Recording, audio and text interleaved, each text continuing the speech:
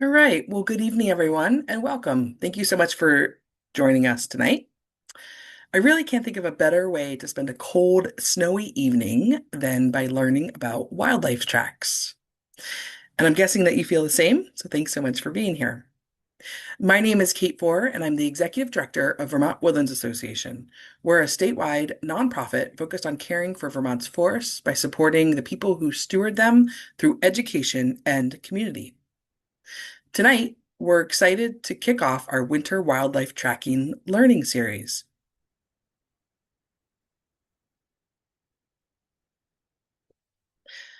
This series was developed in collaboration with the partners that you can see here on the screen and really was designed around the shared goal of wanting to offer multiple ways for people to learn about wildlife tracking and better understand the animals that use our forests and explore how land and forest stewardship support wildlife habitat.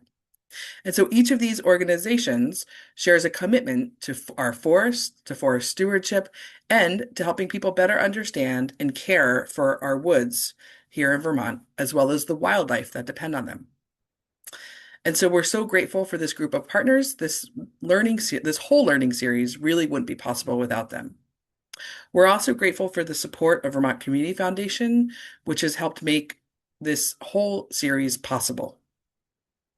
All right. So tonight's webinar is, like I mentioned, a part of a three-part online series.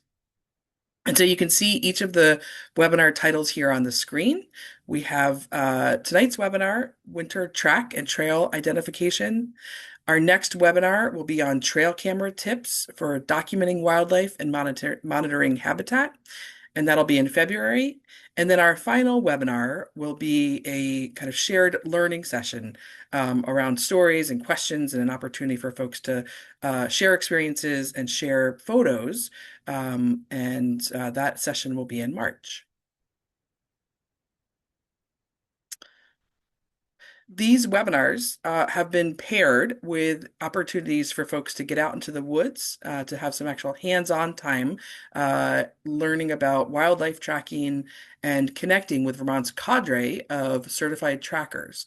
And so our hope is that tonight's webinar and this whole webinar series will provide you kind of with a launching pad and that you'll take advantage of the opportunity to get out in the woods after these webinars and practice some of the identification skills that we'll be talking about tonight with some of these tracking experts. And so at the end of the webinar tonight, I'll be sharing a list of the upcoming workshops. And each of these workshops is hosted by one of our partners on this learning series.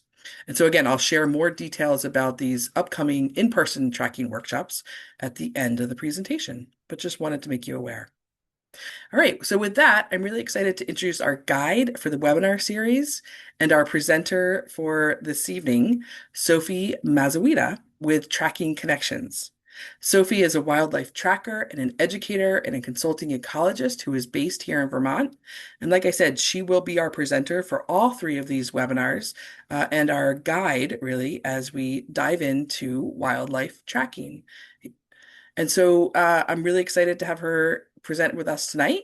And Sophie, I'm going to go ahead and turn things over to you. Thanks so much. Great.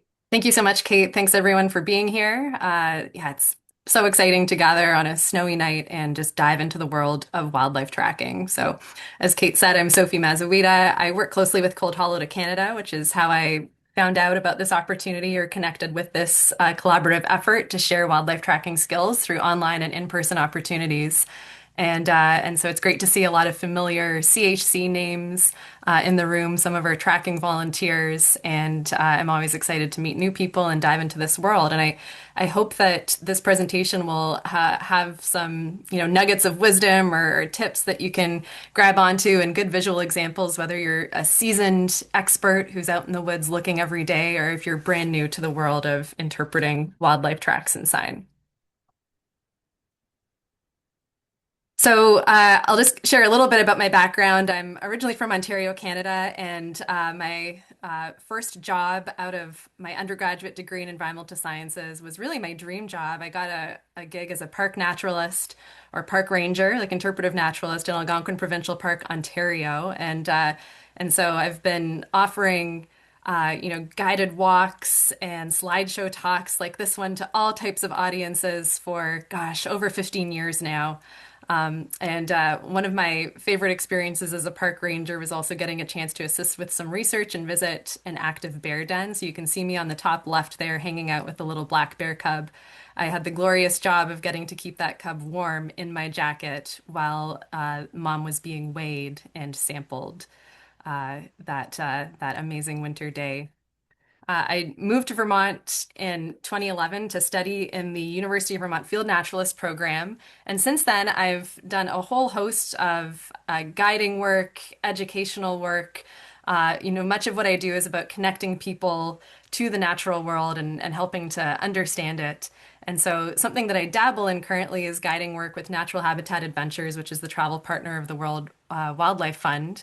And that takes place up in the Canadian North. So you can see me in the land of polar bears. And in that red jacket, I'm hanging out inside an inactive polar bear den.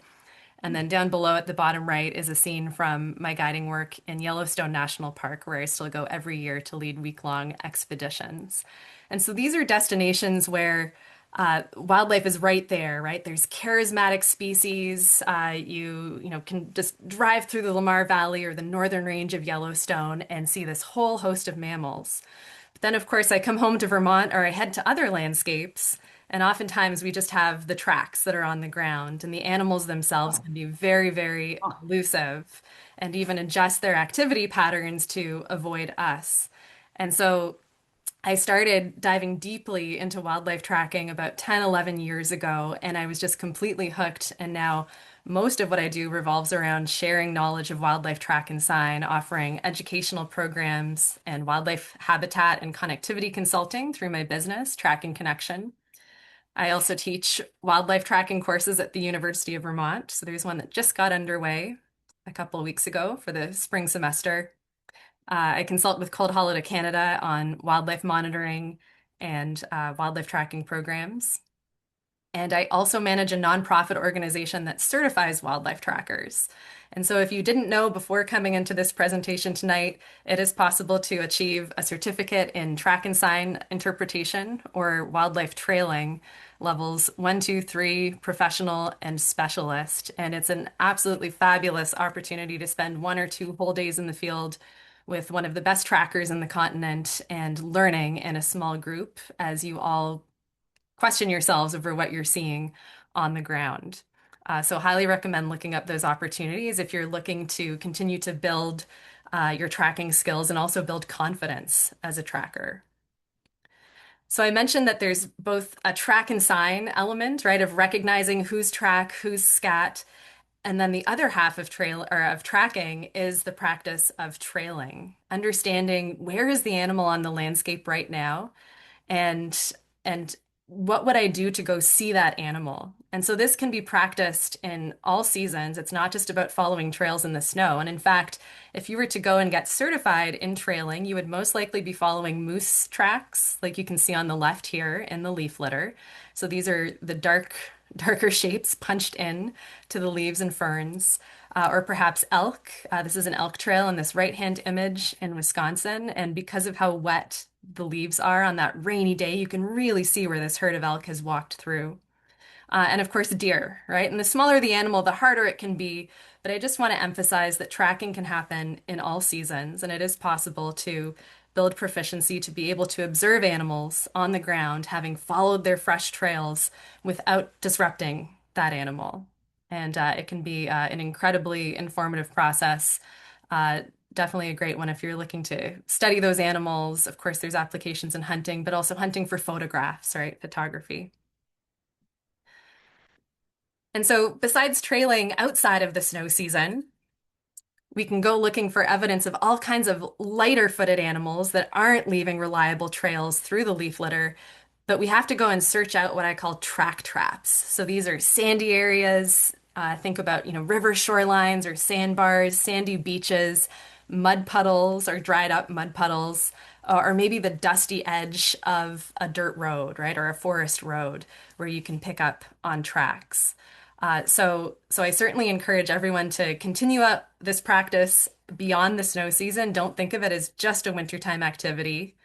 But at the same time, I understand that the wintertime offers this deep look into all of the behaviors and so much detail of animal movement that we just can't get at other times of year.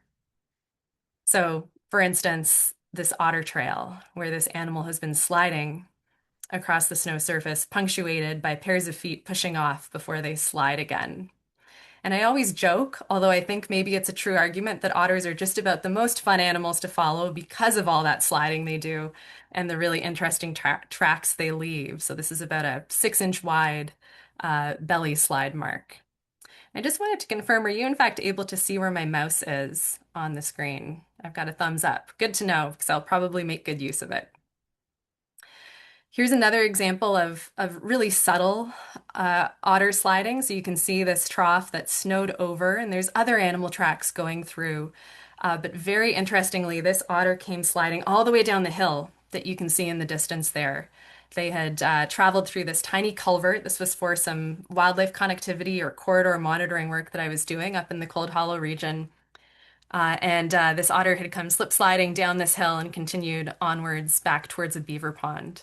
So it's always fascinating to see where animals are going, and it brings up all kinds of questions about how they're using that habitat and getting from place to place.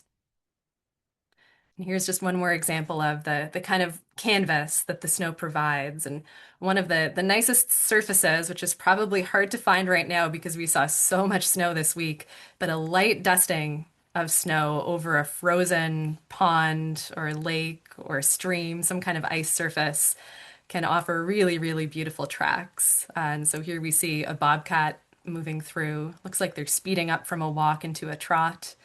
And then there's also a gray squirrel bounding across the screen as well. And actually, another bobcat, or I think the same individual, has come back and circled through.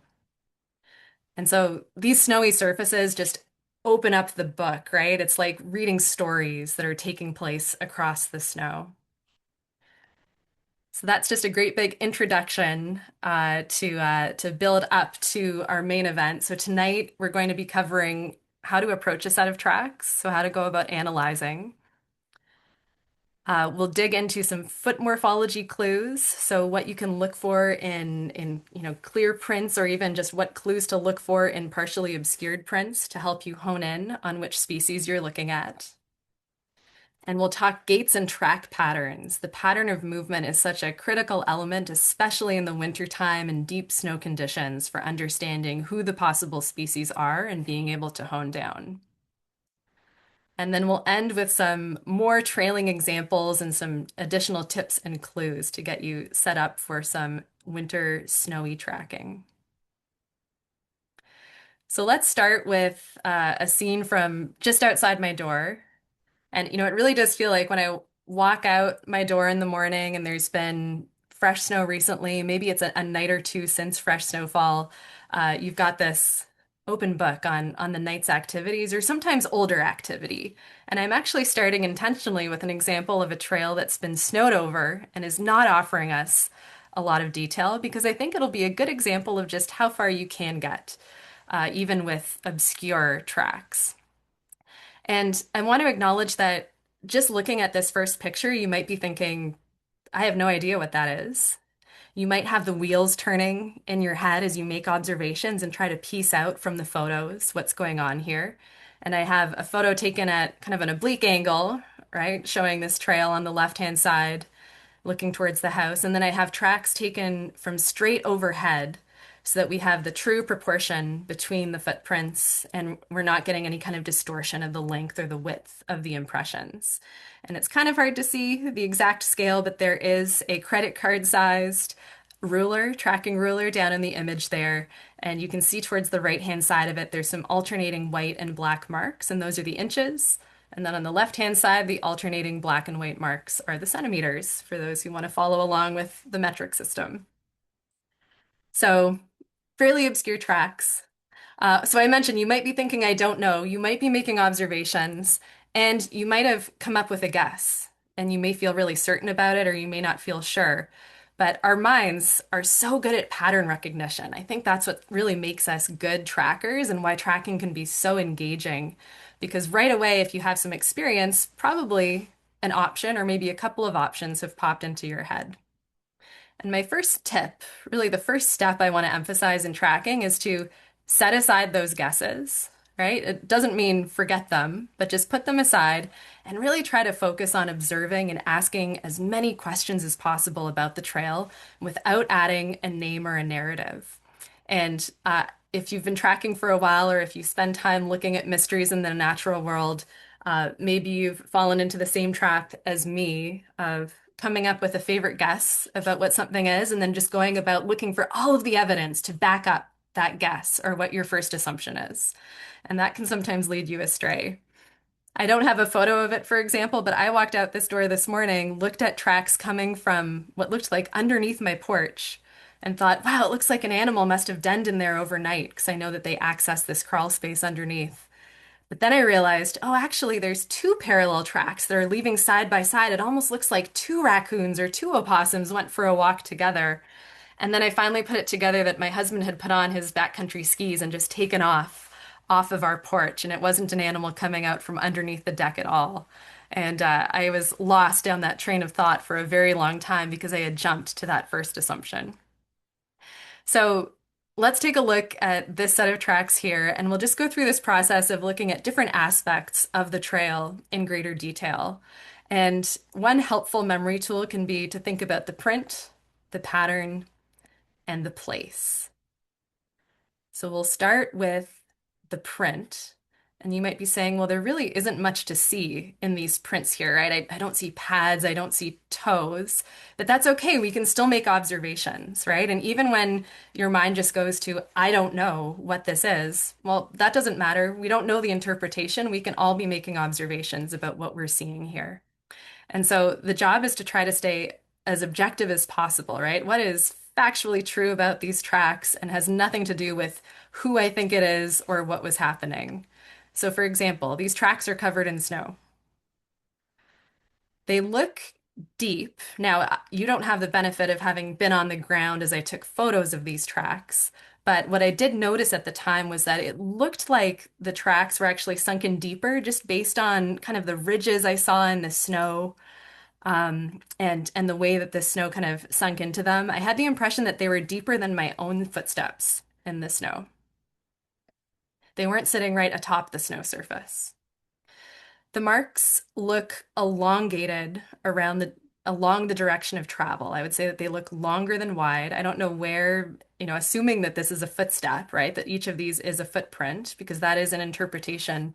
It looks like there's perhaps some drag in, or certainly, a mark that's longer than wide. I also noticed that there's a slight tapering in or curve along at least this one track, and I think that that was something that repeated along some of these other tracks too. And the length of each of the tracks or impressions in the snow is longer than that 3-inch ruler.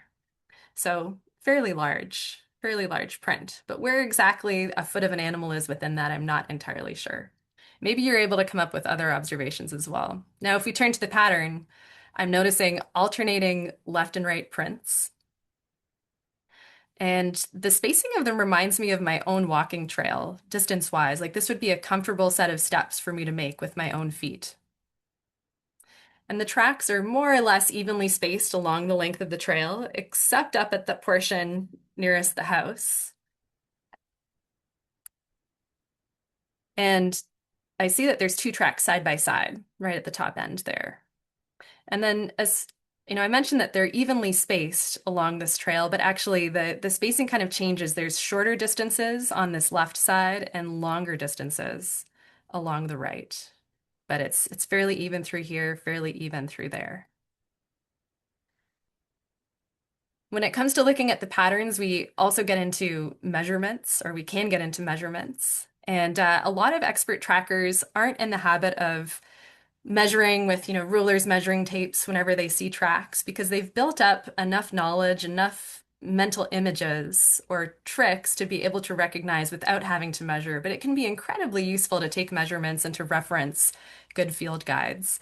And so what we can look at when we see this zigzagging trail, like we do here, would be the stride, or what we could call the step length. So the distance from one track to the next. And then we can also imagine drawing lines along the left and right outer edges of the trail, and then measuring the straddle across them, which we also call the trail width. And those can be really useful measures. Now, when you notice that there's this trail that's evenly spaced and alternating in this nice left-right zigzag, kind of like our own walking trail, it's usually a good indication that you have an animal that's moving in a walk. And what's really, really helpful about that particular track pattern, and a good reason why a lot of trackers are just able to leave the rulers at home, is that when an animal is walking, the distance between three of their tracks is a really good representation of the hip to shoulder distance, as you can see here for this house cat, right? So this is not the exact track that this particular cat left, but it's a representation of what their trail would look like.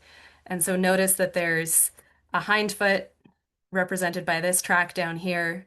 Here's the other hind foot that's coming in to replace the front at this spot. And then we can see that furthest front track is right there. And so that's why the distance between three tracks in a walking trail makes a nice stable tripod where the animal is balanced and moving one foot up at a time, a hind replacing a front. So good tip for that direct register walk. And so that gives me an opportunity to start to visualize, well, what size of animal would be standing in these three footprints in this trail outside my house. So those are all aspects of the pattern. And now I can turn to the final P, place. So some observations here. It's in a yard. There's woods behind this trail. It's in a rural area, Fletcher, Vermont. The trail appears to change direction. And I debated, is that an objective observation of this trail or is that interpretation? But, clearly there's this turn, right, in this line of tracks. And it's in about 8 inches of melting snow. This was taken earlier in December or January. Oh, and I mentioned that changing distance. That's not really about the place. Oh, all of a sudden I'm starting to repopulate some observations about my pattern. Um, but all good there. So really what I'm trying to do is take in information about the context, right? Place and context. And that can really help me to understand what could be happening here. So there's this whole host of questions that we can consider as we're tracking, right? It's not just about who actually made this trail, but also what were they doing? Why were they doing it? When were they here? How were they moving or making the sign? Where did they go and where are they now? And you could probably think of a whole host of others that connect to all of these, right? So there's just this great opportunity to dive in and investigate all of these behaviors. Now that I've generated a list of observations, right? Step one is observe, observe, observe, ask questions. Step two, I can generate a list of possible species and then narrow it down as I weigh the evidence. And so it's really like practicing the scientific process in real time, right? I'm going to generate my hypothesis. I think this is a human trail, or I think this is a deer trail, or I think this is a pet dog. And then I'm going to go look for evidence that proves or disproves it. But of course, it's important to know who the options are in your given area.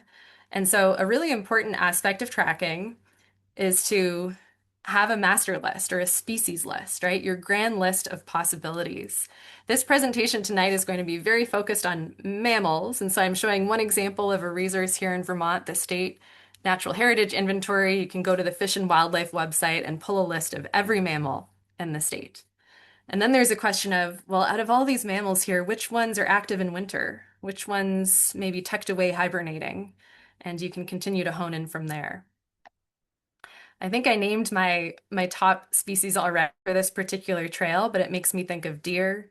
It makes me think of a human walking trail, and a domestic dog or a coyote are my next guesses. Step three, when in doubt, follow it out. Right? This is always a great rule to go back to, or a great recommendation to go and gather more evidence. And I will offer, actually, just going back to this image, that when I first came upon this scene, because of the experience of just watching tracks in the snow day to day and patterning on the look of different tracks, immediately my first thought was, oh, it looks like a deer walked up the slope, stopped as they got towards the house, then turned around. And I'm not totally sure looking at these tracks, but I would think that the shorter strides are coming up the hill, and then the longer strides are as they came down and then headed back into the woods. Now, I didn't end up taking additional photos of this trail because as soon as I started following it out for more evidence, I found a much fresher track pictured on the left here that had very similar proportions and looked like it had a similar depth of track and also had that kind of sweeping in narrowed waist that I had noticed in some of those other tracks. And I really think that this is another instance of deer and a really good match for that trail that we were looking at just on this previous slide. So did I go and gather more evidence to know for sure that this particular trail was a deer? Unfortunately, no, I don't have more photos there, but I will often end up switching onto a fresh trail as I continue to investigate. And so here was one that felt a little bit more compelling, and I really like this one because it offers us some more information about how to assess a deer trail. So in this track that's not snowed over, it looks like a deer has been walking through there and then has also put down some feet side by side, which usually indicates a stop in their trail. And so maybe there's some feeding happening at the edge of my yard, which the deer are often doing. I can also see that the back of the tracks is pretty squared off. There's this, very wide drag into these footprints, and I'm getting hints of the dew claws, these two reduced toes that sit up the leg of a deer that tend to show up in deep snow conditions. And here's an example of dew claws showing up in this right-hand image in lighter snow conditions. And they sit a little bit closer to the two main toes or hooves that show up in a deer track on a front foot, like I'm circling on the right. And then they also sit a little further back and looking a little bit more linear. They're kind of smeared here in this track on the left-hand side. Another thing I want to point out in this trail, and that's really useful as you start to follow an animal trail and go to gather more evidence, it can be important to try to discern what was the direction of travel. So often as trackers, we like to follow an animal forwards so that we can see what they were seeing, experience the woods as they did, maybe even catch up to that animal if we can do that safely without disturbing them. And then other times we may choose to actually back trail so that we know that we won't be pushing an animal off of its bed. And so how do we actually know what the direction is? If we can see toe detail, right? If I can pick out the deepest toe end of the track, that's a really good indication. But if this was snowed over, I could still have some clues. And the most reliable clue to look for is snow getting pushed up in front of the track, so towards the direction of travel. This is not always intuitive. A lot of people guess that there's more material that's going to get pushed back in the snow, but I highly recommend taking a look at your own footsteps as you make tracks in the coming days, next time you're out in the powder that's out there right now, and you'll see just how much snow gets sprayed forwards. So even in this wet snow condition, I can see chunks of snow subtly in this image that have gotten sprayed upwards in the image or forwards along the trail. And then on the right-hand side, in this really shallow powder, I can see that there's this kind of pressure ridge of snow almost that's built up in front of where the foot or where each foot went in. This next scene will show you a side view, kind of angled view, again, looking at that pushed up ridge of snow. So something to look for even in really subtle tracks, snowed over tracks. Um, it's a little bit tricky in the deep powder that we have right now because there can be drag into a track and drag out. But look for that push up of snow to try to help tell you the direction. And then we can go looking for behavior, right? The other part of following the track out is picking up additional clues about the context of the trail that tells you about that animal and what they're eating, where they're bedding down, and so many other things that you can follow. Maybe you'll find some scat. I'm not going to talk about animal scats at any point in detail tonight. I'm actually going to tie it into our trail camera and camera trapping talk on February 18th. But obviously, you can go look for all kinds of associated sign.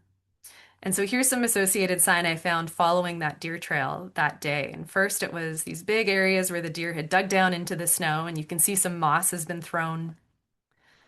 And here's another close look at one of these areas where deer have been going after ferns, right? The ends of the rhizomes or the spring, kind of next spring's fiddleheads, looking for that green. The deeper the snow gets, the more that they need to dig down to that material. And at a certain point, they may turn away from trying to dig through, or they may go seek out the most shallow snow areas, but they will also feed on tree bark.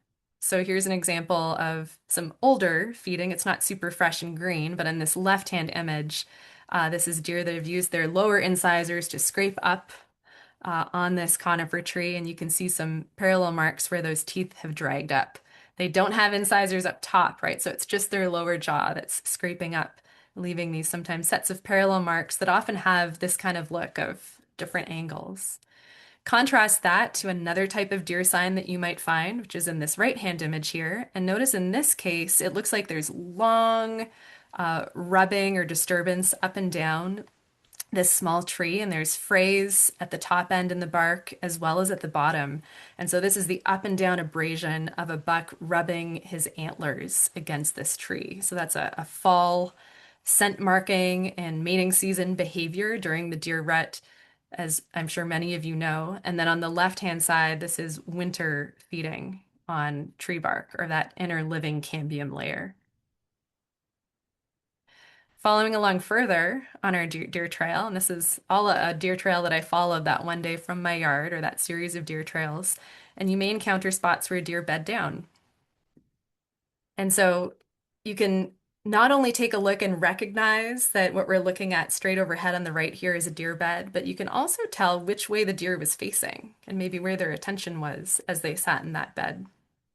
So look for this smooth, rounded back end of the bed. They're probably popping up nicely in deep snow conditions right now. And then a more flat edge where the hind legs are tucked underneath.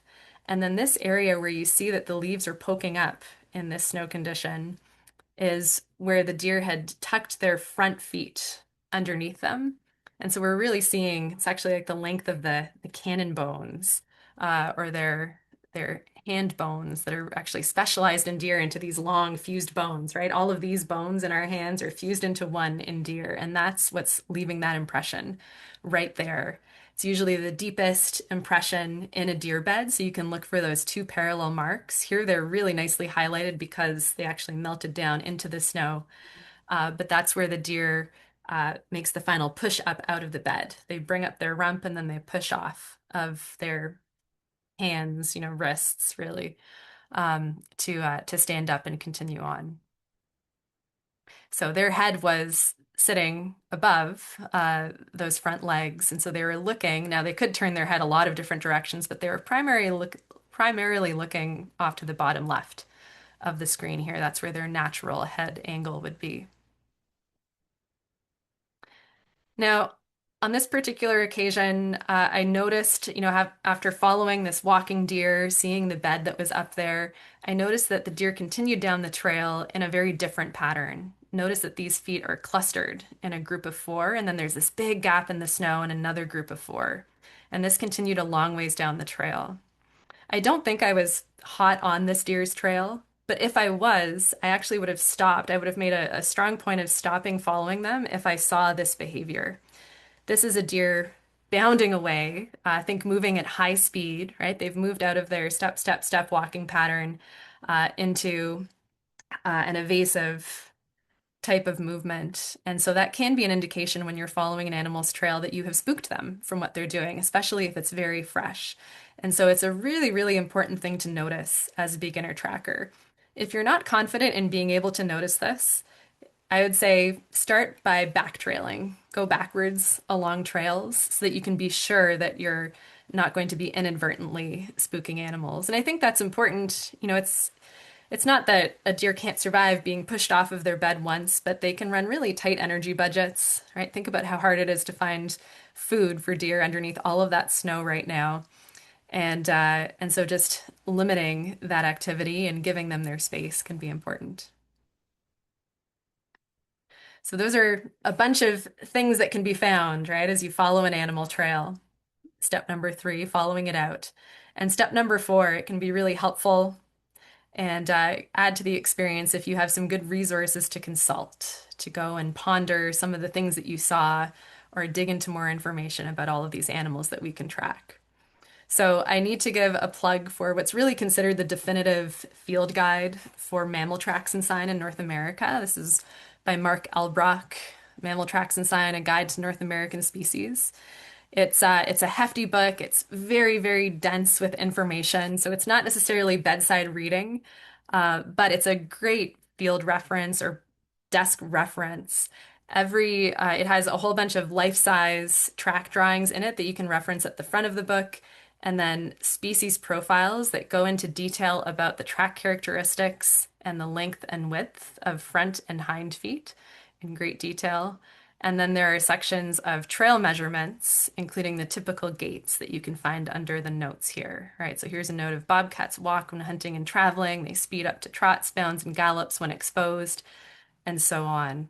So really, really dense information, best reference out there. There's other good pocket guides as well, but there's some not so great resources too. So it can be tricky. So I see a lot of tracking handouts get distributed that I think may be more harmful than helpful in trying to recognize animal tracks because they can be a little misleading. So just be careful about the resources you use, or feel free to reach out if you want recommendations.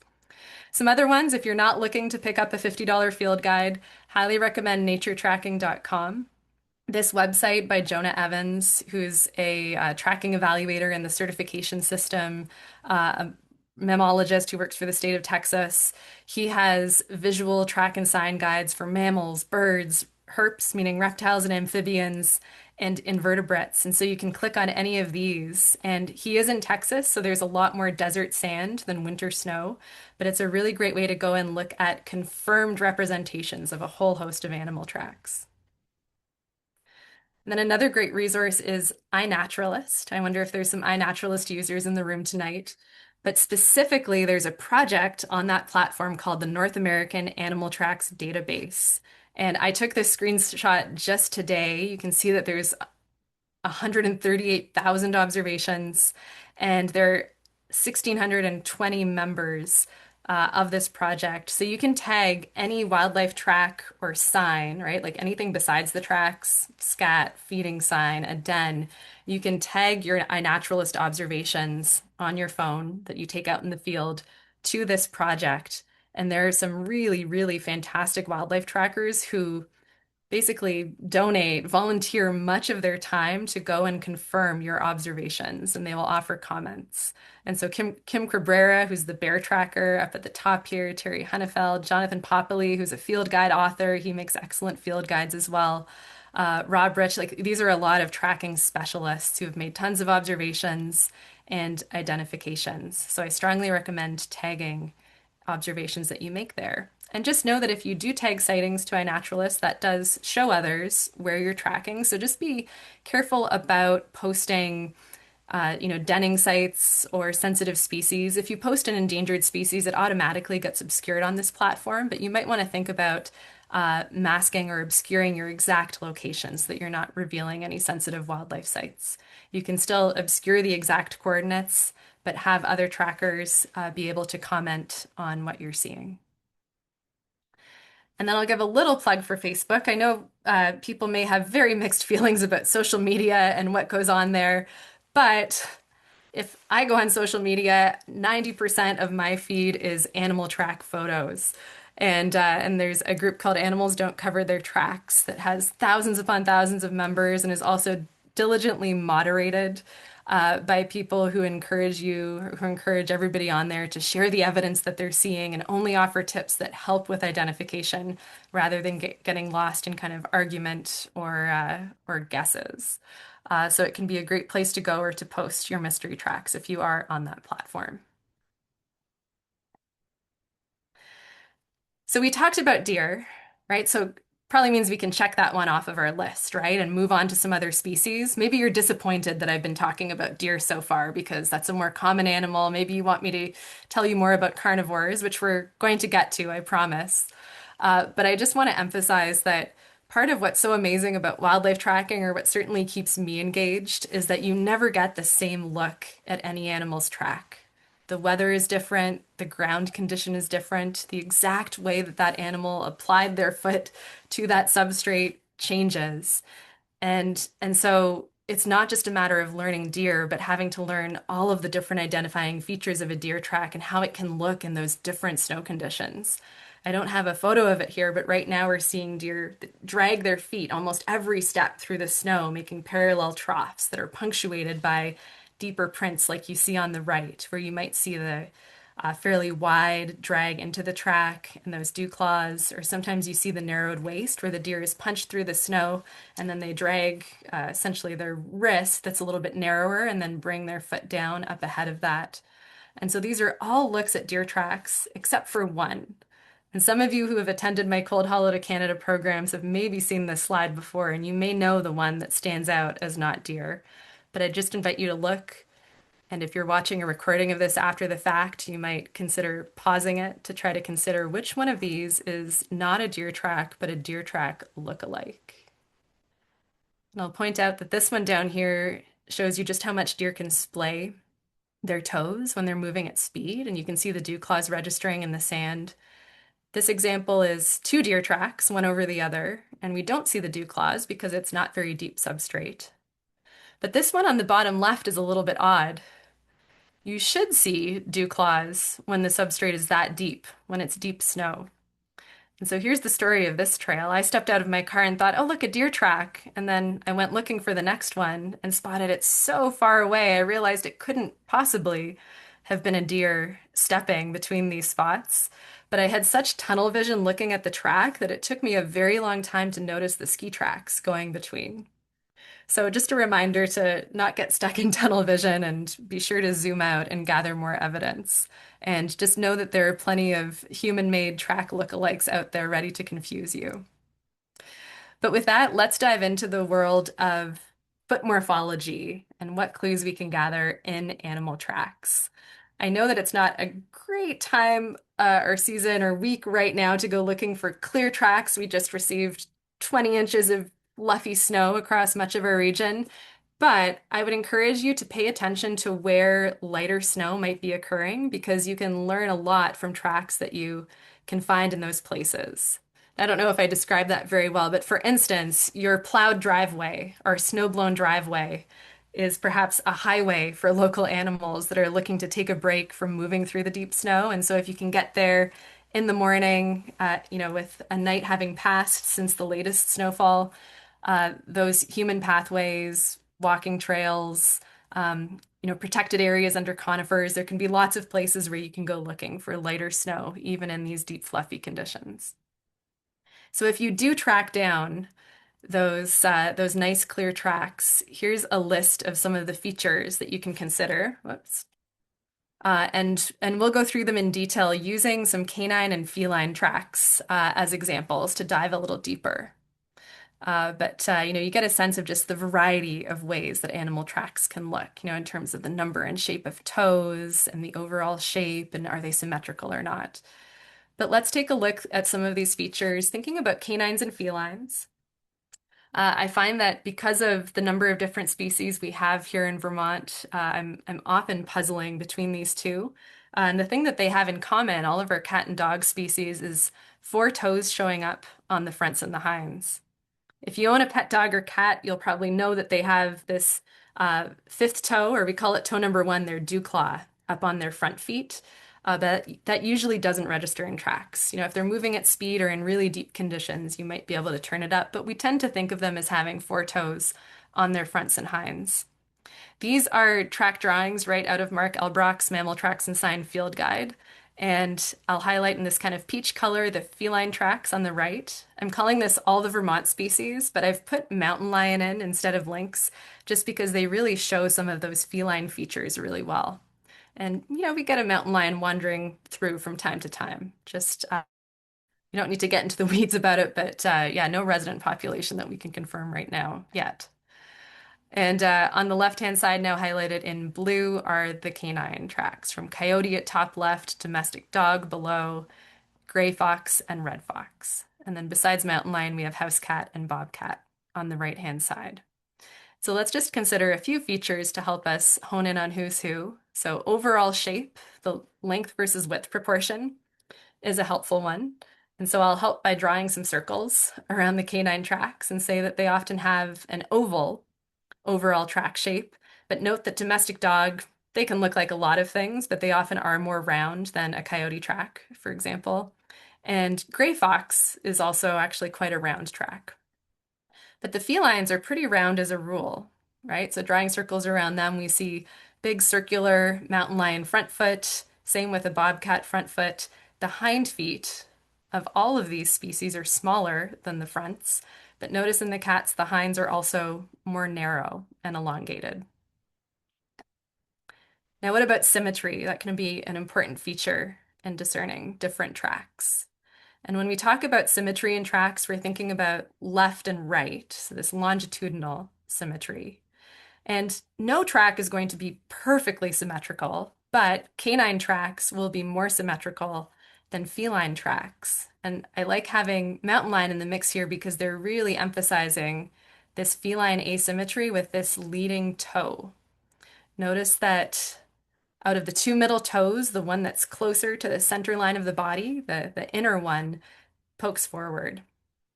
Now, we talked about cats having this dew claw, which is really the equivalent of our thumb that's higher up along their foot and usually not showing up in their tracks.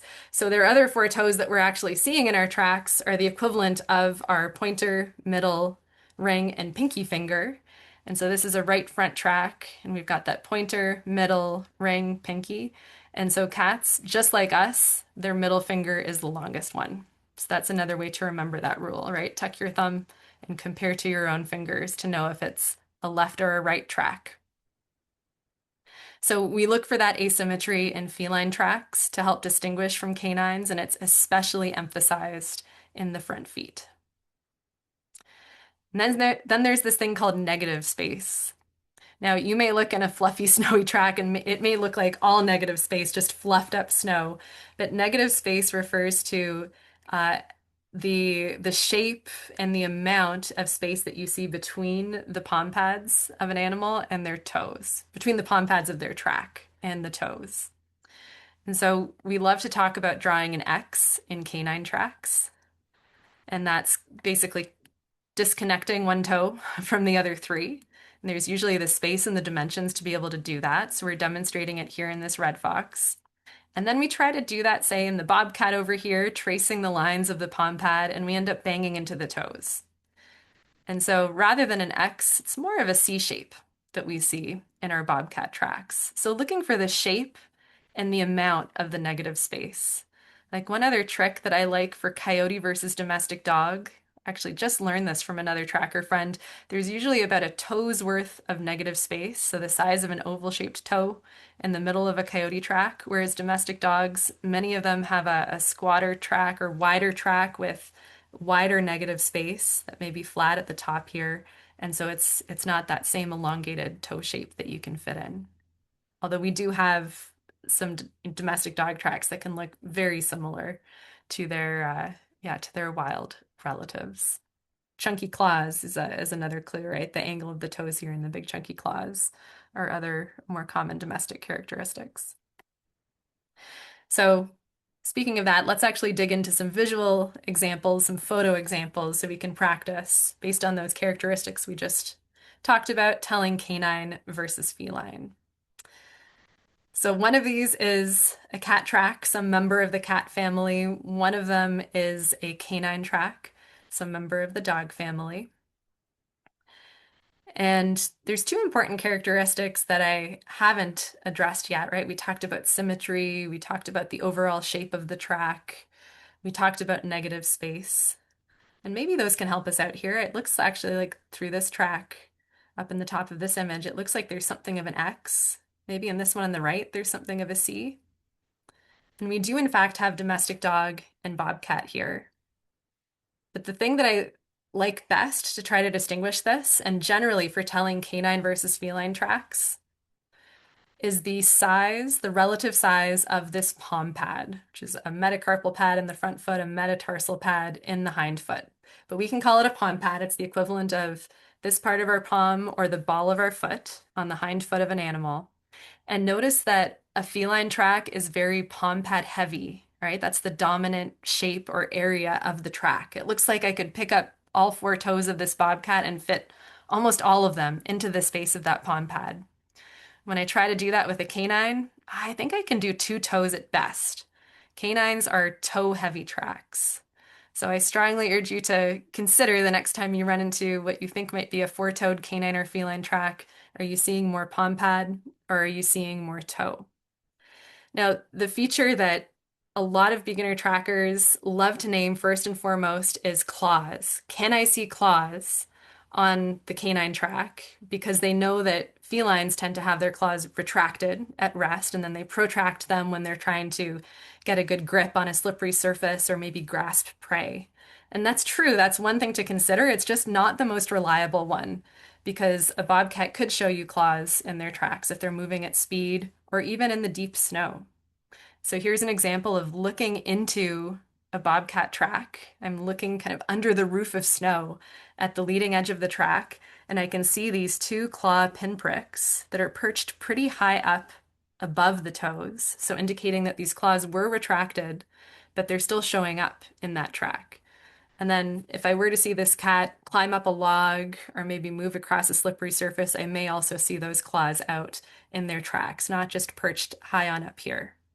But that is one thing to consider, right? Am I seeing the claws up high when the animal's foot is at rest, or are they coming right off of the toes, like I can see in this domestic dog track? But it's subtle, I would say, in this particular image, right? This is a front foot of a domestic dog and a hind foot up top. I'm looking at the broad width of this palm pad, larger foot, the front foot. And I recognize that there's a claw coming off the tip of the toe here in that shape that it's making, but it's not super obvious that there's claws through this full print. I know it's not the most clear image, but just wanted to emphasize that you can't always trust it. Here's one more example, canine versus feline. You can forget about the mess that we're seeing on the side here. These are some kind of melting or evaporating away opossum tracks. Their trails can look quite messy, but we have an animal coming up through here and then one over this way. One canine, one feline. And so my question to you again is, which of these two trails is palm pad heavy and which of these two trails is toe pad heavy? And here's a closer look at some of these tracks actually kind of approaching one another. So I'm looking at a palm pad heavy track here, right? Big, broad palm pad. And then on this left-hand side, I do see little claw marks. So there is an additional clue. And I see these little triangular palm pads and it's a lot more toe. So this is gray fox on the left-hand side, bobcat coming through on the right. If I go back to this image too, I can see this nice zigzag, evenly spaced walking trail. So there's my hip to shoulder distance between three tracks for a gray fox. Bobcat, I haven't quite included three of the walking tracks on the screen, but it is a bigger animal. So there's another clue in the size as well.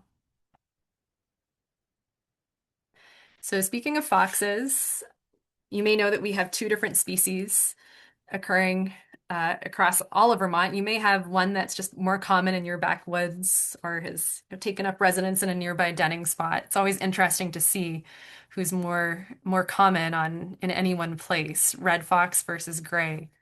This is a gray fox up on the top, which it's such an interesting name, right? Because they do have a lot of gray throughout their coat color, but they have some beautiful accents of red too. Their track is represented up top here, smaller oval toes in our canine tracks, this tiny triangular palm pad, or sometimes it looks like a little ball with just tiny little wings coming off to the side. And they have a tendency to slightly understep. This is where a hind foot just hasn't quite come on top of where the front foot was. And then in a red fox track, we look for this shallow upside down V or chevron shape or linear palm pad in their track, and they have a very furry foot. And so their track actually can look sometimes kind of obscured or blurry, but really it's just a clue to all of the dense fur they have because they are a fox that ranges further north. So they have that adaptation.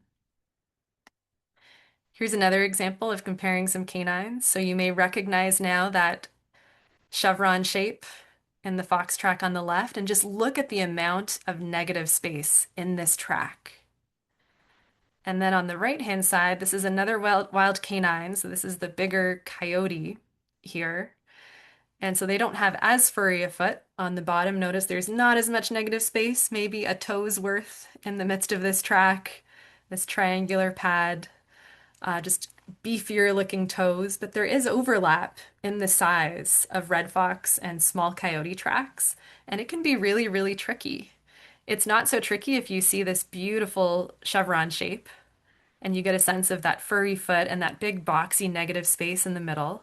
But otherwise, you might be going on the track size, trail size, right? What's the step length of these animals as they move around? And I just want to emphasize with one other track, right, that you don't always get that linear uh, palm bar or chevron in a red fox track. This is in wetter snow conditions here on the left. There is still a good amount of negative space, and this is a more round track than the coyote track, which is more elongated, but it's really subtle. And again, it's one of the reasons why tracking can be puzzling and frustrating and engaging, though, because we need to read all these different clues to be able to build up the story of who it is and then go looking for more evidence. Um, One of the things that I like to use to differentiate red fox versus coyote right now at this time of year is the smell. So there's many times I've been following a trail that I wasn't sure if it was one or the other. And then I found a spot where the animal peed, and that skunky smell of a red fox just came wafting. Or sometimes it's so pungent actually that you can smell it from a long ways away, whereas the coyote smell is a little bit more musky. So if you're not in the habit of smelling animal pee, dive deeply enough into the world of wildlife tracking and you might end up joining that club. But I've been hinting at examining the gaits and track patterns, the types of animal movement. We've been talking about walking cats and walking deer, but we're going to start diving into other types of animal movement because especially in deep snow conditions, and just winter tracking in general, often the first thing that we notice as we approach a set of tracks is the pattern, and that can really help us hone in on the list of options of who we might be looking at and then the story of that trail. And it's not really just about understanding whose track we're looking at, but also being able to visualize them moving. And maybe you've done this as well. If you're somebody who spends time looking at lots of animal tracks and trails, you might head home to your loved ones, friend, or family member and share, oh, yeah, there was a bobcat walking along the ridge line, and then they pooped, and then they took a little sit and stopped. And you can tell this whole vivid story just by reading the tracks and make it sound like you were actually there watching the animal. Right? That's the beauty of tracking is whatever you want to call this track pattern or how this animal was moving, there's lots of different conflicting terminology to describe animal gaits or animal body movements. The important thing is that we can all visualize the animal standing in those tracks and understand what that looks like. I like to call it the movie of the animal that I can just see in my mind. So our cats tend to walk. And so I'm going to be presenting a series of different gaits in terms of what is the baseline movement or most common or energy efficient or natural rhythm of an animal. But that can change when the animal is excited or chasing or being chased. And it can also change when snow conditions change. But it's helpful to get to know what's the most common way that animals move. And then that can be part of your assessment as you look at a trail. So here's an example of bobcat in a walk. It's the one gait that we've been talking about a bunch so far. And cats in deeper snow can make this really beautiful drag mark, the way that they swoop their feet in and then out as they make each track and then come out towards the next one that can give you a set of alternating elongated triangles that nest into one another. So that's what I'm outlining with my mouse right now. It's a little bit subtle here, but here you can see this cat has done this catwalk, walk, walk, walk, and here's a little sit where they sit back along their full heels. Those are the hind feet, and then two front feet sitting there. If you ever are unsure or can't remember how an animal moves, think about their lifestyle. how do they hunt? Do you know anything about how that animal relates to its landscape? And it makes sense that cats are walkers, that they are slow, deliberate movers because they are visual hunters, right? They work by stealth. They may sit sphinx-like in a crouch, or they may stalk up on their prey step by step, kind of like you can see in this image on the right.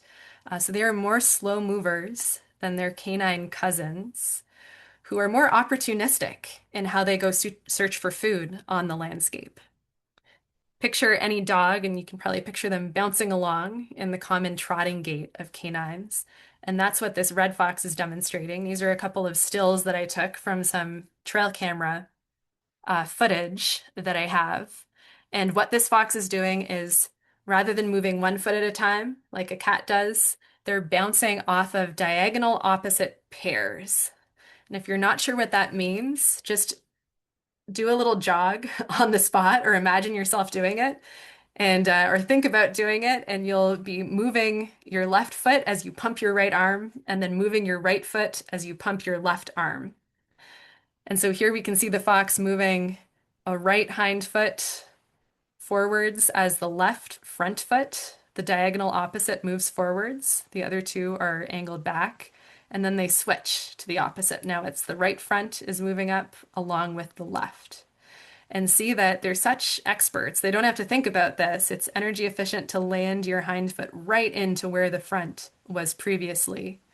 And so they've got 4 feet, but they're just moving in this tight, narrow, elongated pattern of evenly spaced tracks as they move in a trot. I'll offer a couple of additional visualizations of this, but know that that bouncy trot that's equivalent to our jog makes for a narrower trail. Just like when we jog or run, our trail is more narrow than when we walk. But we still have evenly spaced tracks, like in our walk. So this is a red fox trotting across the snowy Stowe landscape. Here's one more visualization that might be helpful in thinking about these types of animal movements. So we talked about uh, this is the gray is a hind foot, the black oval is a front foot. This animal is going to walk ovals across the screen from the left to the right.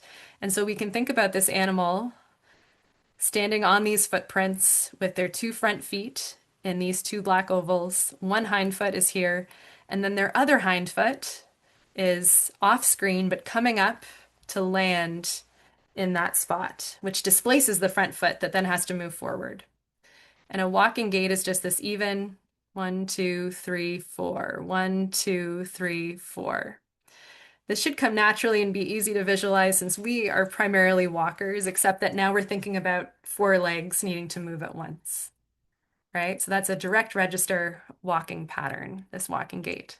And then the trot, by contrast, the animal comes in bouncing off diagonal opposites, those pairs. So it's a quicker gait. And notice that rather than the body length sitting between 3 feet in a trot, it's those diagonal opposites. So the length of the body lands between 2 of the tracks. So that's also really helpful when you're trying to visualize whose trail could this be. If you can recognize that it's this narrow, linear trotting trail with just a slight left-right stagger, you're imagining an animal that can fit in that space between 2 of the tracks versus 3.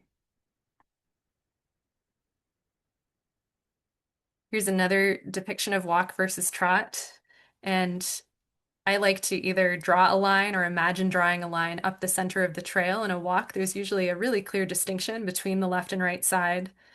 And in a trot, it's narrow enough that that line will probably touch every one of the feet. And sometimes it's actually hard to tell what's left and what's right along that trail, especially if there's subtle changes in direction as well. So another good way to visualize one versus the other. And a canine, right, a fox or a coyote will slow down into a walk. A feline will speed up into a trot. Say the bobcat feels exposed and they want to run across the road or trot across the road, pick up speed. But again, we're getting at what's the most typical movement when an animal is relaxed, moving across the landscape. What are we most likely to see? And that can help be a piece of evidence as we interpret who it might be. So here's examples of bobcat walking. And Just want to emphasize that here's that direct register landing your hind foot right into your front foot on the left-hand side. And then in the middle, we've got this other kind of walk that we might see. And that's where the front feet land, and then the hind feet are actually overstepping. They're landing ahead of those front feet. And so it can create this pattern of two tracks, two tracks, two tracks on the left and right side of the trail. So this is still a walking pattern. It's just that each hind foot has overshot slightly. It's a quicker walk, and bobcats do a lot of this. So this one is actually, yeah, brushed. You can see how blurry the front tracks look because the hind tracks have brushed over and then landed there. And it's still a very evenly spaced trail. So that's always a feature of walks and trots, what we call these unbroken rhythms or evenly spaced gaits. It's just that the even spacing is from the front to the front to the front and the hind to the hind to the hind track. So between all the yellow dashes and all the orange dashes. And I'll sometimes draw those lines out in the snow if I can recognize that. Now, you may see a trail and have trouble knowing front, hind, what's going on. There's going to be some confusing cases, but just keep in mind for canines and felines, look for bigger front feet, smaller hind feet. That can be a clue. And here's trots, right? Here's that direct register trot that we were talking about on the left-hand side, where this gray fox here is bouncing between pairs of feet or pairs of tracks as they make their way up this trail. But in the middle here, this is a coyote also demonstrating a trot, but this is a slight overstep trot called a side trot. And then a red fox on the right-hand side is demonstrating what's called a straddle trot. So these are just faster trots where instead of landing your hind foot right where the front foot was, you just land a little up to the side. This middle one, whether it's a left or right foot, always the hind foot is landing off to the same side of the fronts. This is like when your dog goes trotting along and just has their butt kind of kicked out to one side. They're just a little askew as they trot. And in this instance, it's just the hind feet are just kind of kicked out to either side of the fronts. So just wanted to mention because these patterns can sometimes be confused with other things that we'll see as well. And we're about to dig into those examples. But we've been talking about some walkers and trotters, right? Trotters being our canines, walkers, deer, bobcat, and then a few other species that we'll get into here that generally move around in a walk as their baseline rhythm. And it's a lot of our heavier bottomed animals. In a lot of tracking guides, you'll hear their movements described as waddles. So they get called the waddlers. And sometimes the way that waddling is emphasized is as this indirect register that you're getting separate front and hind feet along the trail. So we're looking at opossum tracks right here. And here you can see on the left that a front foot has come down with these radiating toes, and then the hind foot is understepping. So the opposite of what I was just showing you the bobcat do with that overstep. They have really short legs, and so their hind foot doesn't quite make it up and actually gets stopped by the front foot that's still there on the ground as they bring it up. And so it usually creates this valley, this big opposable thumb of the opossum, and then all of their other toes angled off the other direction. And from that valley created by those hindfoot toes, we see the rising sun or the setting sun, the rays of the front foot toes. That's the little visual I like for opossum tracks. So this animal is moving in a walk. It's an understep walk. A lot of tracking guides call it a waddle. And really that's just referring to the fact that there's two different tracks showing up left, right, most of the time in opossum trails. Another short stride, big, big track relative to the step length here. This is another short-legged animal that's left this sweeping, sinuous trail that might feature some quill drag sometimes, or can just look real messy. Actually, in deep snow, I don't have a really good deep snow example of this one for this presentation, but it's kind of an emphasized version of this kind of snaking center line of the trail, like you can see on the right here. It's a beautiful feature of porcupine trails. So look for that, look for these broad oval feet, and just always remember that rule when you recognize a walking trail, left, right, even spacing, zigzagging of feet up the trail. You can visualize the animal standing between three of those feet at any one time. And so that estimate of the body size will go a really long way in helping you hone in on who it might be.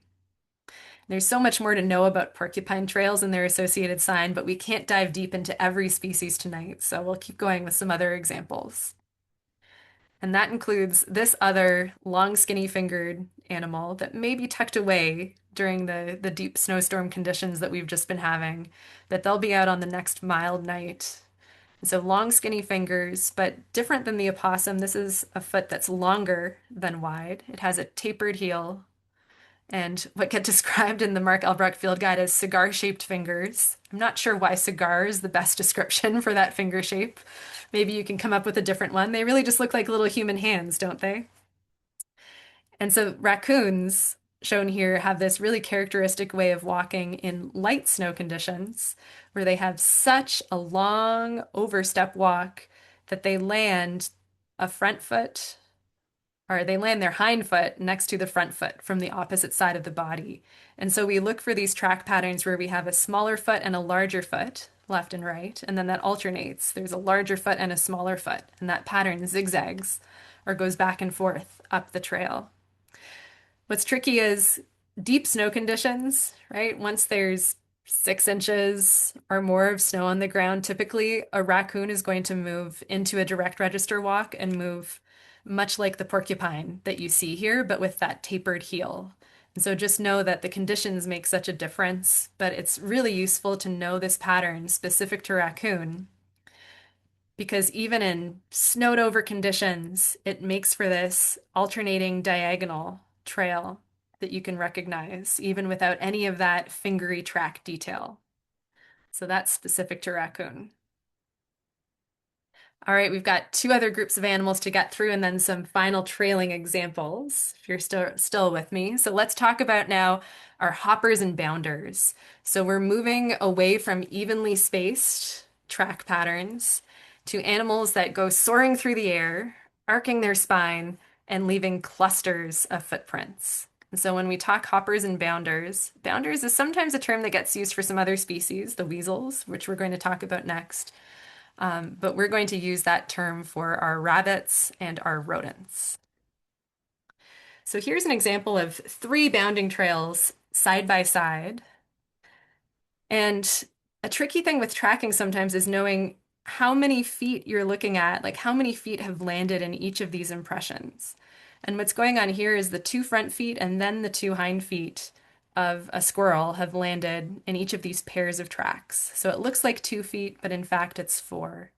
There's a nice clue in this. Notice the drag marks between some of the tracks on the left here is arcing or bulging out to the side. And that has to do with the way that the squirrel is wrapping their hind feet around to land ahead of the front. And so that kind of drag mark can help distinguish squirrel trails too. Something to notice here, 'cause I know a lot of people will see a photo like this and have said, oh, that must be a deer track. It looks two-toed, right? But it's not two toes, it's 2 feet and then another 2 feet that have landed here. And just notice that there's no suggestion of left or right. Each of these impressions is in a straight line, or there's some like curves and movement, but there isn't a sense of left or right. So that's a good clue that this is actually the whole body of the animal has landed in each of these tracks rather than it being a left or a right foot. This happens on a really small scale too. So this is a meadow vole, I believe, bounding up the screen here. Shorter tail than a mouse, but moving in a similar way. And so notice the gaps, kind of inconsistent spacing of gaps. Voles actually move a lot in trots, like you can see depicted in this long line down below of evenly spaced tracks. But our small animals, many of them are little bounders, so mice, sometimes voles. And then this tiny, smaller than an inch trail at the base of the image here, you can see it compared to some of our trackers' footprints here. This is a little shrew trail cutting across the human walking path. So just to show you how this movement is happening, here's again, in deep snow condition, this kind of trail might just look like a single plop in the snow and then a single plop, all in a straight line, often headed towards a tree because this is the way our various squirrel species move. But we're looking at where two front feet that land nice and narrow to one another have landed, and then two hind feet have landed either on top in that deep plop of snow, but usually they end up reaching further forwards on the trail.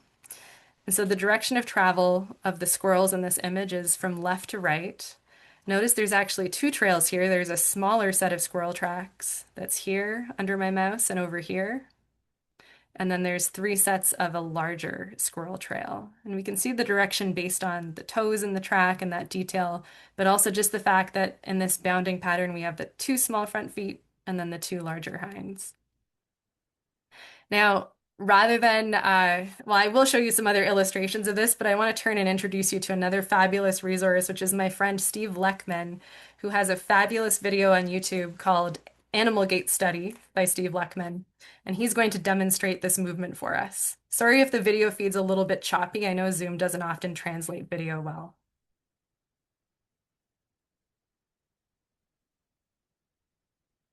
So it's always a good idea to try imitating animal movements to understand, right, in our own bodies how the animal was moving. But that is a pretty difficult one to imitate. We'll watch it one more time.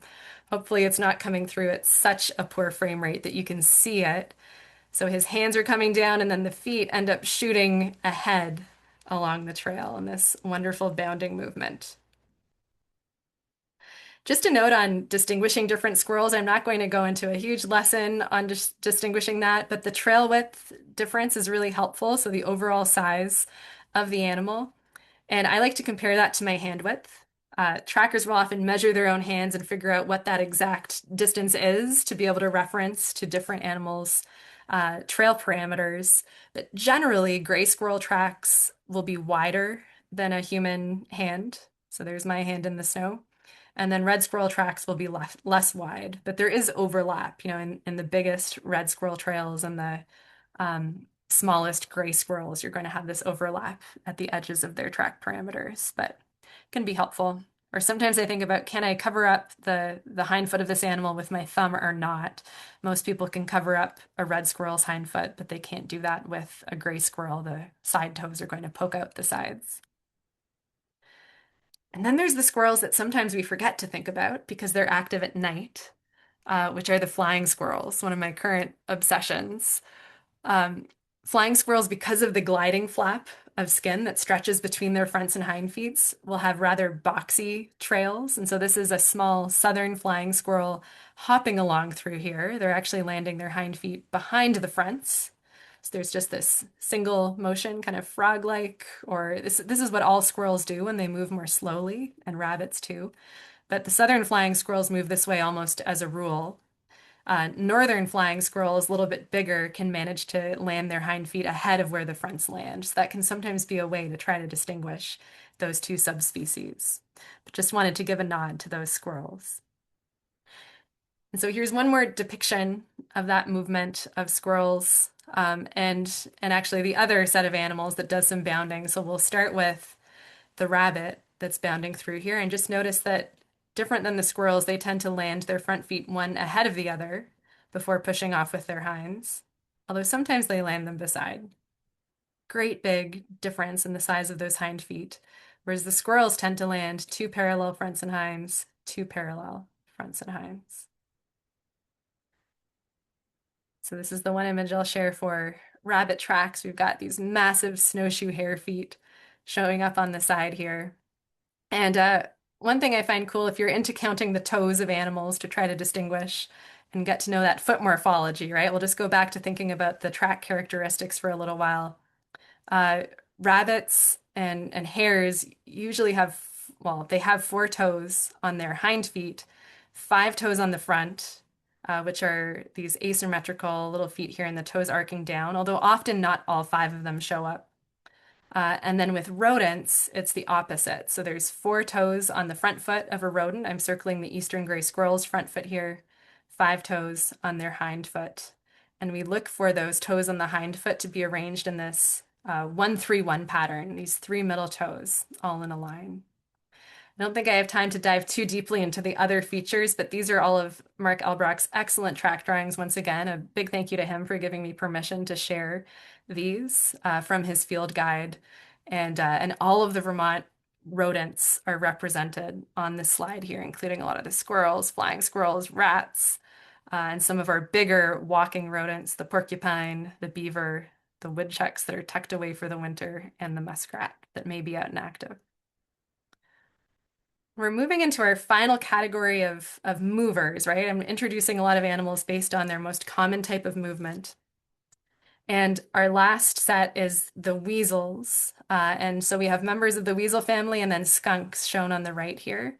And I just wanted to point out a couple of features. If you're ever in the habit of following out a track to find some more track detail and be able to hone in on who's who, uh, look for, again, that 1-3-1 arrangement of toes in our squirrels and in the rodents generally, whereas the weasels are going to give you this more even-spaced arc of toes. Or if we look to the mink tracks that are at the bottom right here, this arc of toes on the front foot. And then on the hinds, we often in the weasels see two toes hugging together. And that can be a really good clue. Weasels also tend to have not very distinct palm pads. There may be a whole sequence of them. Skunks are a bit of an exception and maybe why they're classified separately these days in their own family. But in squirrels, we look for these two dots, which are these wrist pads essentially at the back of the track, and we don't have that in weasel tracks. It's just trying to cover a couple of tips, right? So there's that distinction, our rodents on the left and small weasels and skunks on the right. So let's cover this last group of movers and apologies, I realize I'm going to go a few minutes over time with our slightly late start tonight. So understood if you end up leaving right at the half-hour mark and need to access this recording to catch up the other material. I'll just go a few minutes over at most, and then I'm happy to linger for some questions. But we're going to talk about our weasel movement patterns and let's dive right into it. Weasels we can often recognize, so whether it's a fisher, a mink, an ermine, a long-tailed weasel, by leaving these slightly staggered sets of two tracks. So much like that first squirrel pattern we looked at, except that there's often this angle of one track being a little further ahead than the other. And that's why some of the tracking field guides will call this a lope instead of a bound. We'll also sometimes see three footprints showing up. We call these 3x4 patterns because it's 4 feet represented by three prints. And so this is a mink moving to the right at the bottom of the screen here, and then to the left at the top of the screen. This is all the same movement, very similar to what Steve was showing you in that YouTube video demonstration, kind of like the squirrel. It's just where this long, skinny-bodied weasel is landing their two front feet and then the two hinds in these patterns of 2 or 3, or sometimes it'll look like 4 prints that show up. But different than the squirrels, notice that there's usually a more even width between the fronts and the hinds, right? We don't have that obvious 2 narrow fronts and 2 wide hinds because of the long, slinky bodies of our weasels. So these are just different representations actually shown in an American marten in these examples. And so on the left-hand image, it's 2 front feet, 2 hind feet land, 2 fronts, 2 hinds, and then just different orders to make these different patterns and different angles between the front and hind feet to make these patterns, which end up being called rotary lope in the middle, because we have the fronts at one angle, the hinds at another, and then transverse, where they make these groups of 3 or 4 on the right. When it comes to knowing who you're tracking, recognizing this pattern, more often than not, it's going to be a member of the weasel family who's moving in this way. And then it's a matter of discerning the trail width and the foot size, but it can be a little bit tricky because some of these overlap, right? So an ermine and a long-tailed weasel are going to have overlapping trail sizes, and it can be tough to tell. But on the big side of things, we can often feel quite certain. So our biggest, or one of the biggest members of the weasel group that we'll find in our woods is the fisher. And here in the left image, there's a smaller fisher trail leaving this 2x2, which is how fishers tend to move in the deep snow. And then there's a much bigger male fisher leaving a more snowed over 2x2 pattern to the right. So it seems like this smaller female came through after the male. When we look in their tracks, sometimes we'll be able to count that there's 5 toes on the front and hind feet. We can look for those 2 on the hind foot to be kind of hugging together. Oftentimes we may not see much track detail at all because of their furry feet. So they'll tend to move in this 2 by 2 in the deep snow. In lighter snow cover, they'll often stretch out into those 3 by 4 patterns where you get the two fronts and then the two hinds landing more elongated along the trail. But energy efficient wise, it's easier to land your hind feet right on top of your fronts when the snow is real deep. The other big member of the weasel family that could get confused with fisher and that will often also move in this way is the river otter. So we can look for their slides to help distinguish them. They also are just much heavier bodied. They have big bulbous toes. We'll sometimes see webbing in their tracks. And then on their hind feet, toe number one, this thumb is just uh, extra big and robust and pulled out to the side, making for this broader arc of toes and stronger asymmetry in their tracks. So those are some things to look for otter. Now, I've been talking about comparing different weasel tracks, but I do need to make a nod that almost any animal's track can look like another animal's track at some point in time. And so here's just an example of a fisher, very furry-footed fisher track at the left here. The innermost toe is really hard to see. That's often a feature of fisher tracks. Up at the top right, looking a little more crisp and defined with only 4 toes, upside down to our eye is a bobcat track. So even bobcat versus fisher, it can be tricky, right? So you just need to go looking for more evidence, see how the animal's moving, see where they're going, what are they doing. If the animal climbs up a tree, well, it could be either one of these species, but fishers will do a lot more climbing. And since we're talking about confusing canines or felines with weasels, I do want to mention that our dogs, our cats that may walk or trot, like what you see on the left here, will also speed up into those loping patterns or galloping patterns. Here's an instance of a coyote in this right-hand image with a front foot, a hind, and a hind stretched out in this all-out race, right? This is full speed kind of movement. And so just know that there could be reasons for any animal to speed up into these broken rhythms where they're soaring through the air. All right. So with that, I just have a couple of final examples to bring us home, and then I'll be happy to stick around for questions if you are still with us. So some final trailing tips and practice with two final trail examples. And the key to remember is when in doubt, follow it out. So first example here, come across this nice evenly spaced walking trail, right? I've got this line up the middle of it to show that it's really clear to see what are the left and right tracks. So that's a nice clue. But taking a look at this particular track, it felt a little tricky at first glance. I was considering, okay, there's 4 toes showing up in it. Am I thinking about maybe bobcat, maybe a fox, maybe a coyote, maybe a domestic dog? Um, And so we can think about that number one rule I gave you for canine versus feline, which is what is the area of that palm pad and how much space does it take within the track?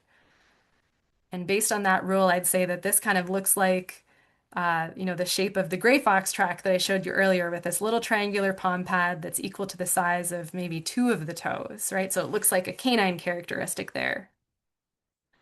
Um, so walking trail, which is most characteristic of cats, but dogs can do that too. Very symmetrical looking track. I'm not seeing that leading ahead toe that I like to look for a bobcat or for a house cat trail. Uh, Triangular palm pad here. Do I see claws in this track? No. I told you that those aren't a super reliable feature. Maybe there's a hint of claw here, but I'm not sure. Um, but really, I wanted to highlight this example because you're often presented with a trail that's giving you conflicting evidence, right? You're narrowing it down from the grand list of options to your top three, perhaps, or a top two. And then you're going to start to have evidence for multiple species there. And so sometimes you end up following a trail for a whole day, not knowing who it is, and just toying around with the evidence and unfolding that mystery. And it's okay to sit in that mystery. One thing that helps is, especially in deep snow tracks, the overall front edge of the track and that shape for different species in the deep snow, right? Rounder for bobcat, much more narrow and tapered for coyote and for fox, and then even broader for fisher.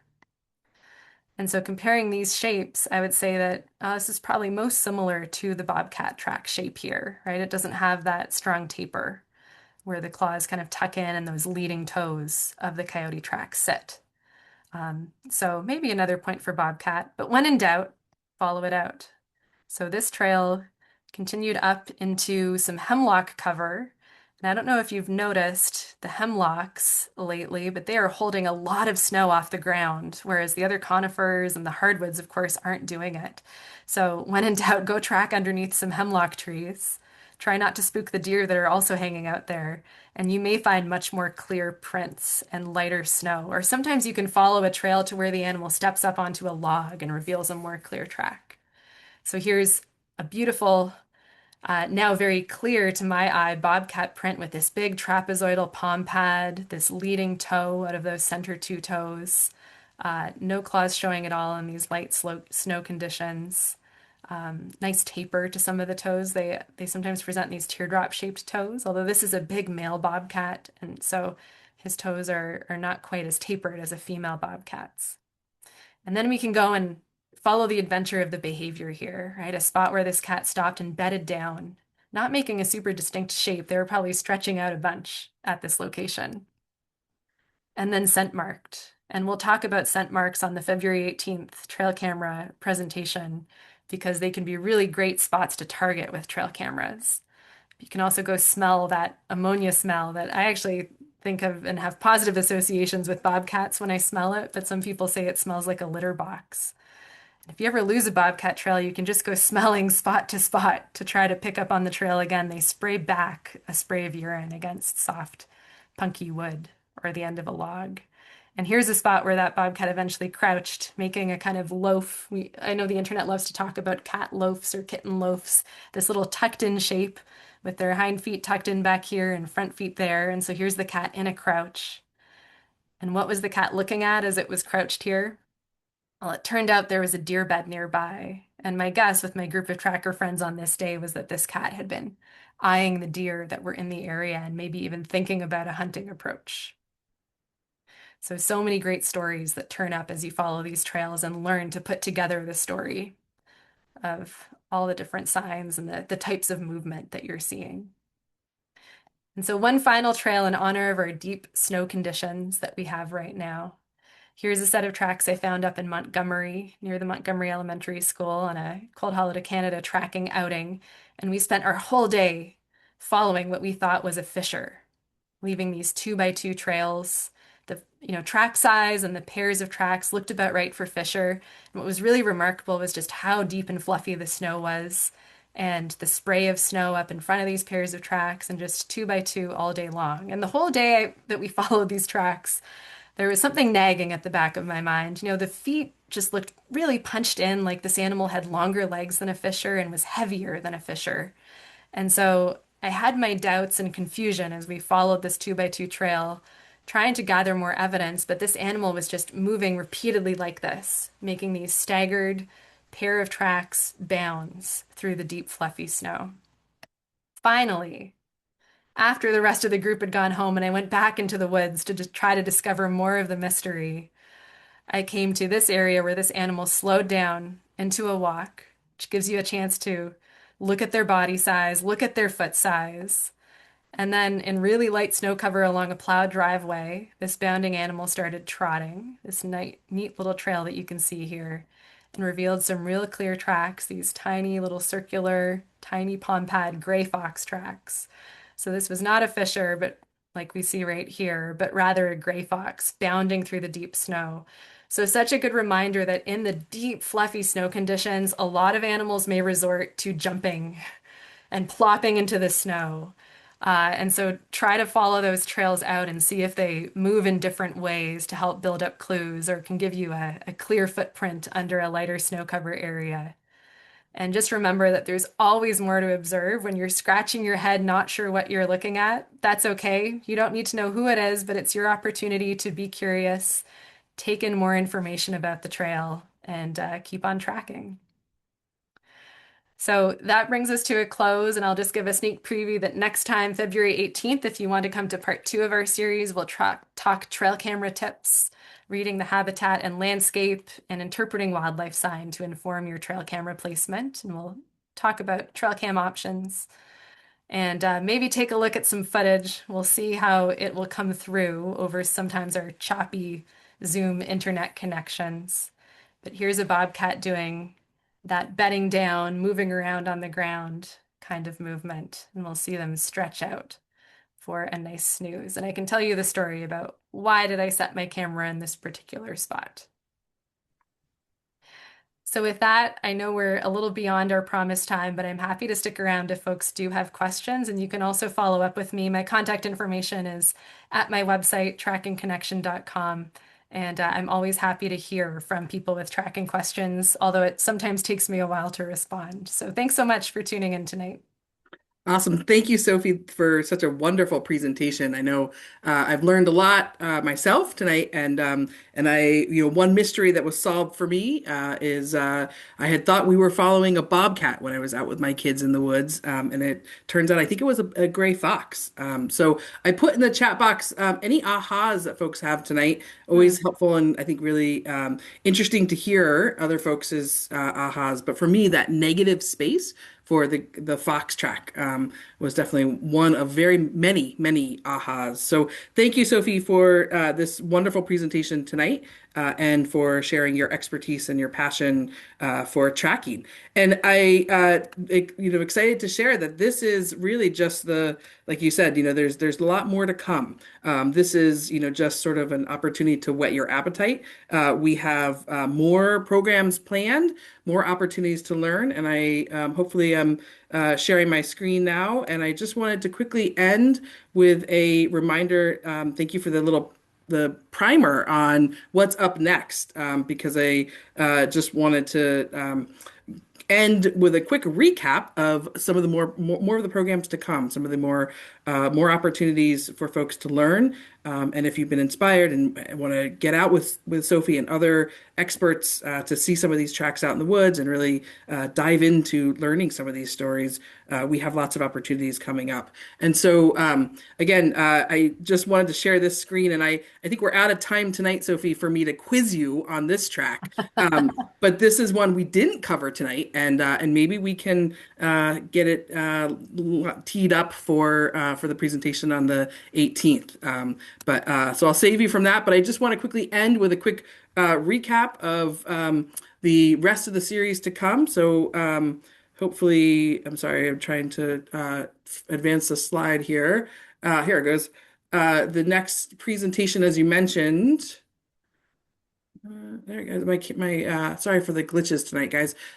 So the series continues, and up next we have, as Sophie mentioned, the trail camera tips. That will be on February 18th, and then we will also have one of the last webinar, which I'm really excited about, is going to be sort of a stories sharing, kind of a shared learning session.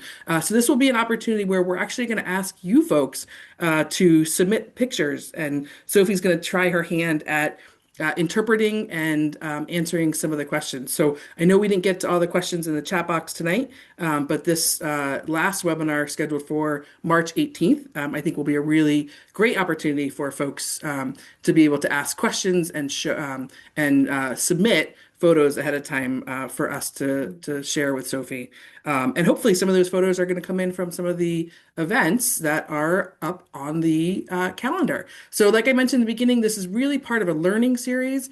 So we have the webinar series, and we have the two more webinars coming up. But in addition to that, if you've been inspired tonight, really to get out in the woods and see tracks and learn from an expert in person, and with support from a host of other partners, all the partners on the project, we have all of these opportunities to get out in the woods at various sites around the state. So I put a link in the chat to the website, and that's probably the best place to be carried off to all these partner organizations and the registration for all of these events.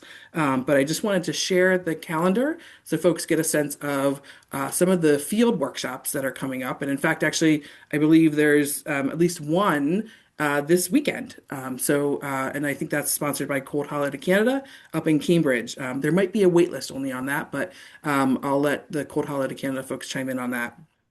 And then lastly, just again, I want to recognize all the partners that have been a part of pulling tonight's presentation together, as well as really helping to kind of bring this vision of creating this learning series to fruition. So in Vermont, we are so fortunate to have so many organizations that do such great work. And this series is really no exception to the work of collaborating across organizations, really to bring these opportunities to folks. And of course, we couldn't do that without the support of Vermont Community Foundation. So a final shout out to them. So with that, thank you everybody for joining us. Please feel free to add any ahas or any additional questions in the chat. I did see a question about recording. This webinar is being recorded and will be available on the Vermont Woodlands Association YouTube channel. I will be following up with folks who have registered for the webinar this evening to provide both that recording and also, Sophie, I was trying furiously to take notes and try to capture all of the different resources that you mentioned. And so I will follow up with those via email or list of those resources as well for folks. So again, with that, thank you everybody for joining us tonight, and have fun out there looking at tracks. And please join us, consider joining us for one of the upcoming programs. And we hope to see you back on February 18th for the second webinar in the series. Thanks, everybody. Good night. Thanks all. Good night.